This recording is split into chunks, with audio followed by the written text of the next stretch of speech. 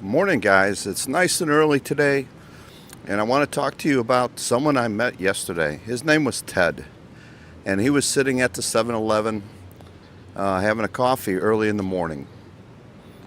So I decided to sit next to him, strike up a conversation, and an interesting story developed. Now, he cannot be on camera because he has overstayed his visa, and he's afraid that people will see that and they will turn him in. Can you be overstayed? To me, it seems very simple to go down, pay your immigration, tourist visa fees, and stay compliant. But his story is he's been here 8 years.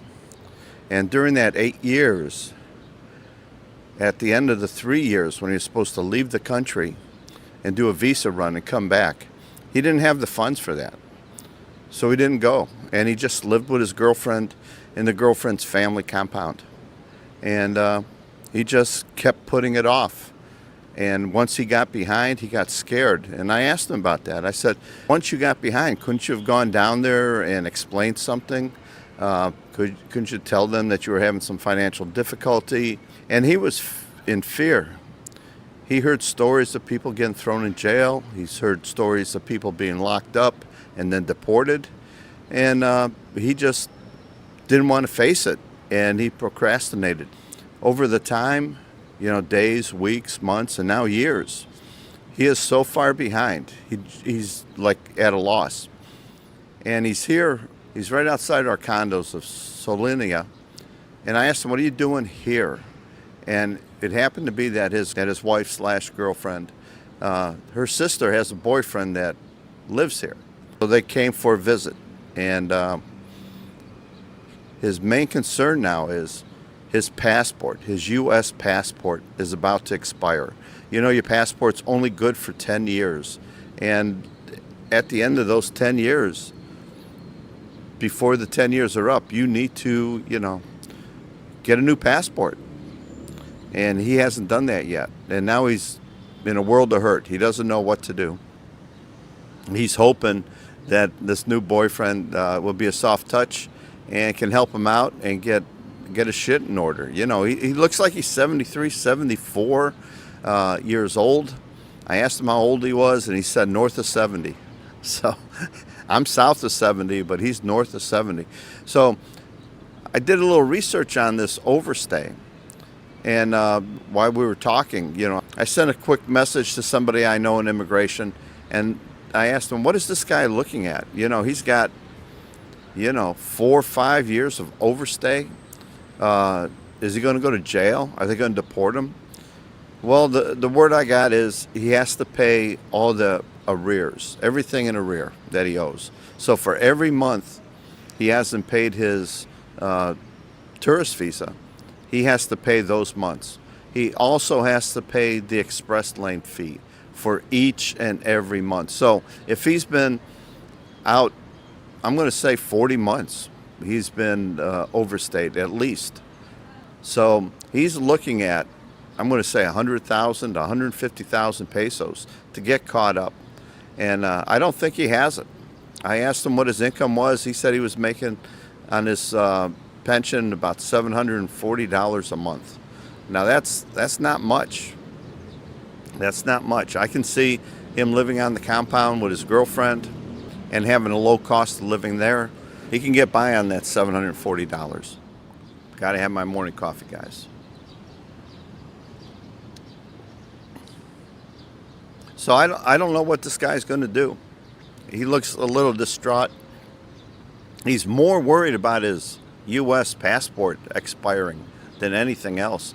And I told him, aren't you worried at all? If you get stopped and you got to show ID, and say you did get a driver's license, and they're only good for 5 years, and it's expired, or for some reason you have to go in the hospital and you have to show ID, and you don't have any ID, they're going to find out that you've overstayed. And if it's a long-term overstay, I don't know what the consequences are. I'll ask Heidi in an upcoming interview. I'm going to meet with her tomorrow, and we'll talk about this subject. But how much trouble can a guy be in? Now, I hope in the comments section, all you guys who have overstayed your visa in the past, leave us a comment. What penalties did you go through? How bad was it? Is it something that to be overly concerned with? Me personally, I find it to be one of my top priorities is not to overstay my visa, not even by one day. I have been late. Right after COVID, there's a couple times I had to file for an extension, and I was late by a few days, but I just had to pay the express fee, the express lane fee, and I didn't notice any penalties. There was a late filing fee of 500 pesos. I remember that on one of them, but nothing substantial.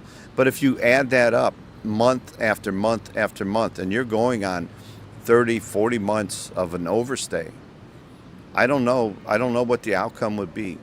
And it is something you can't do. You can't procrastinate here in the Philippines, especially on your visa.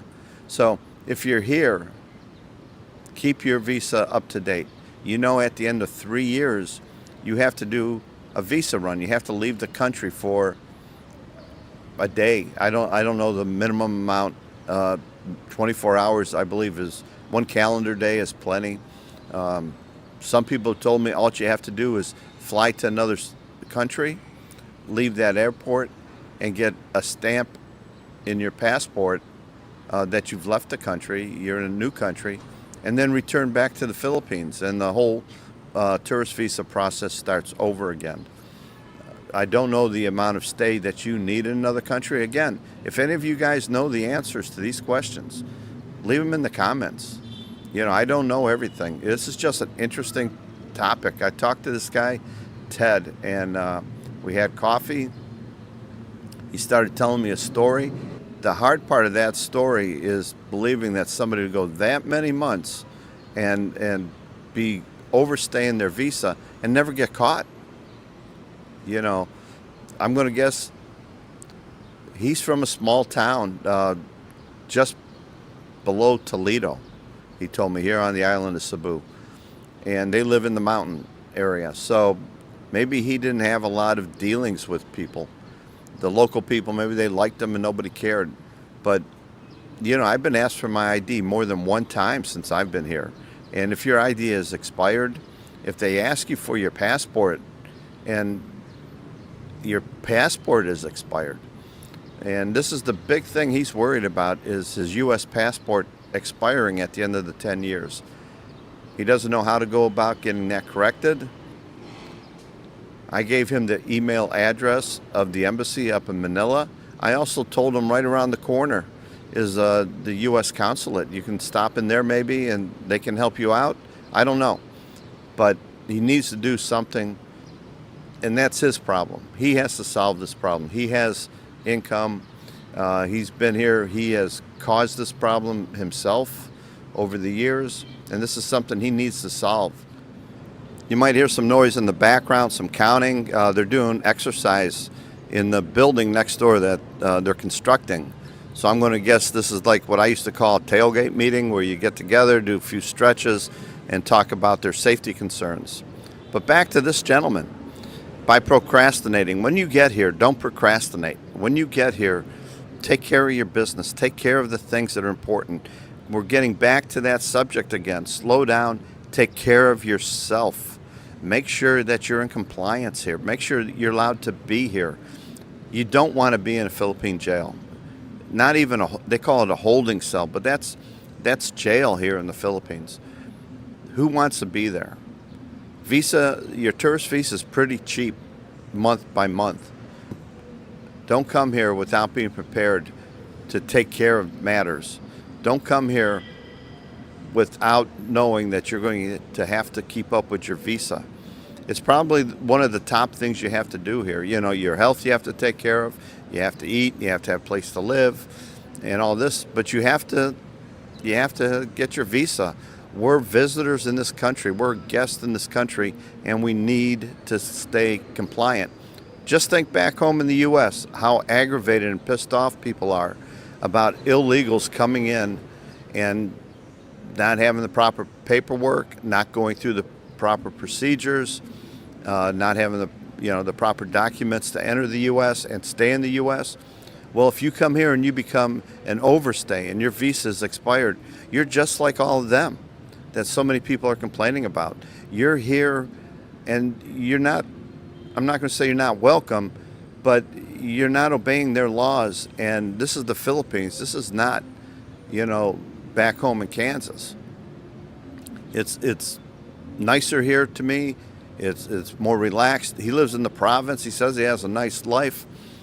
But this is like a dagger over his head, man, ready to hanging by a string, ready to fall and kill this guy. He's just so scared of the consequences of his actions. And being told that he might be deported, being told he might be blacklisted, being told he has to come up with the funds. Now the question is, if he doesn't have the money and they arrest him, put him in a holding cell, does he have to pay that before they let him out? Or do they just put him on a plane and send him home? I don't know. If any of you guys know the answers to that, let me know. For you guys coming here, make sure you budget $30 or $40 a month for your visa, for your tourist visa. And be prepared for that visa run once every 3 years. At the end of 36 months, you're required to leave the country if you're on a tourist visa. They won't extend it anymore. Now, if you're sick and there's extenuating circumstances, go to the visa office, the Bureau of Immigration. Tell them what's going on. Maybe there's a form or a program that they can help you out. I don't think so. I don't think anybody's going to help you out, but make sure you take care of your business. Overstaying can be very bad. And once you start overstaying 1 month and 2 months, 3 months, then you just start letting it go. You're just saying, my God, I don't want to pay all that. I don't want to pay that. And you procrastinate and you forget about it. It's like having a ticket back home. You got a ticket for going through a stop sign. You forgot about that ticket. You never paid it.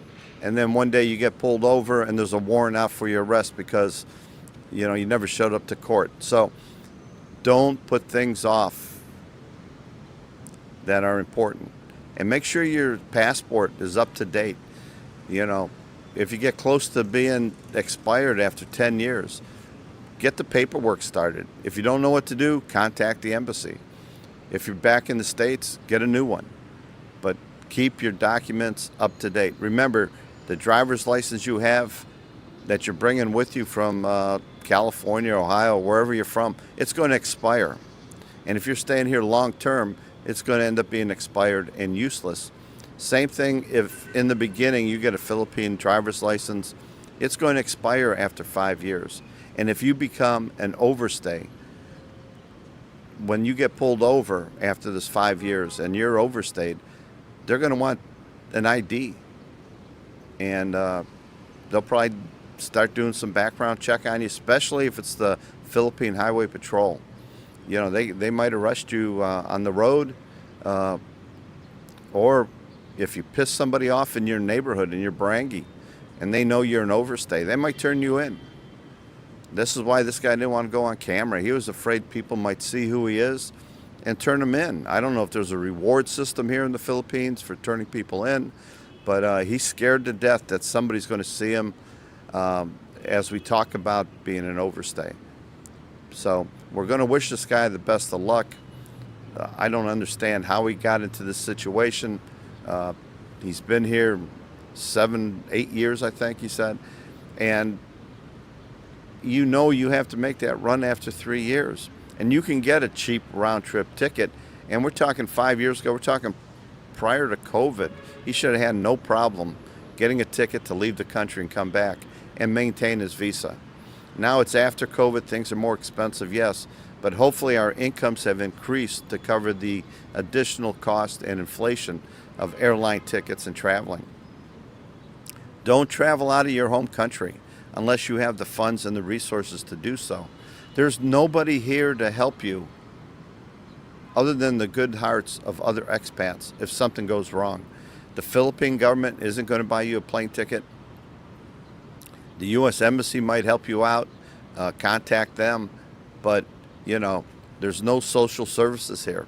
You can't be homeless here and expect to get a bed for the night somewhere. There's no shelters for, I got flies. There's no shelters here for homeless foreigners. There's no food banks here. You can get a handout every now and then, but do you want to be that foreigner walking around begging for a cup of rice? I don't think so. Be financially prepared for everything. Don't put off and procrastinate on the important things here. Everything has a penalty, everything has a fine. Make sure you're in compliance. And we'll talk to Heidi about this subject of overstaying. Keep your visa up to date. Until next time.